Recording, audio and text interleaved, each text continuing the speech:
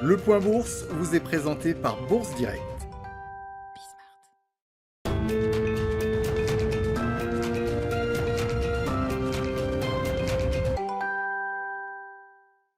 Le rebond continue sur le CAC 40 à la mi-journée avec un indice parisien qui progresse de plus de 1% dans le sillage des bourses asiatiques ou américaines.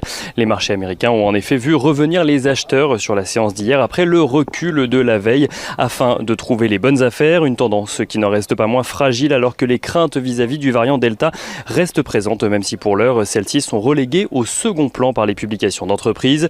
En ce qui concerne les publications d'entreprises, justement aux États-Unis, Netflix annonce anticiper une faible croissance de ses abonnés au troisième trimestre face à la concurrence de la réouverture des salles de cinéma et après l'afflux massif de nouveaux abonnés l'année dernière.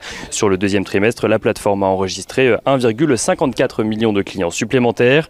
En Europe, le néerlandais ASML voit de son côté son bénéfice net reculer de 22% au second trimestre à un peu plus d'1 milliard d'euros.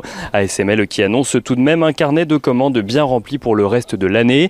Et on regarde à présent les résultats d'entreprise en France. Plastic Omnium relève ses objectifs de marge et de trésorerie sur l'exercice 2021, alors que ses résultats sur le premier semestre ont progressé par rapport à l'an dernier.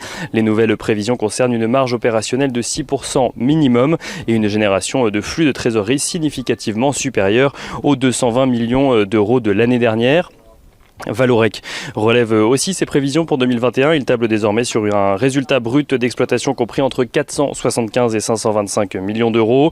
Sartorius Stedim Biotech voit de son côté son chiffre d'affaires progresser d'un peu plus de 61% à taux de change constant au premier semestre pour atteindre 1,35 milliard d'euros.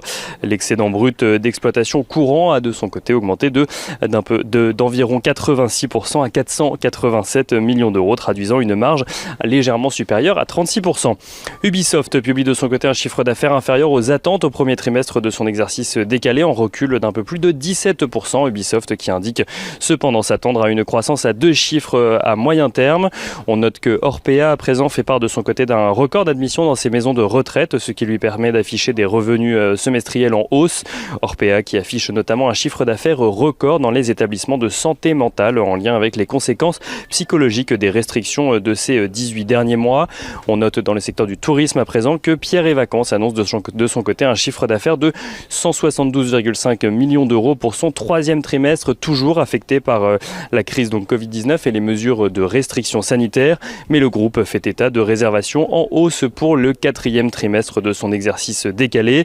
Et au-delà des valeurs, on note que les rendements obligataires à 10 ans aux États-Unis remontent depuis hier et atteignent 1,26% aujourd'hui à la mi-journée, tandis que l'OAT à 10 ans en France reste en territoire négatif à moins 0,04%. Du côté des matières premières et notamment du pétrole, on note que le baril de Brent progresse légèrement de son côté et dépasse à présent les $70.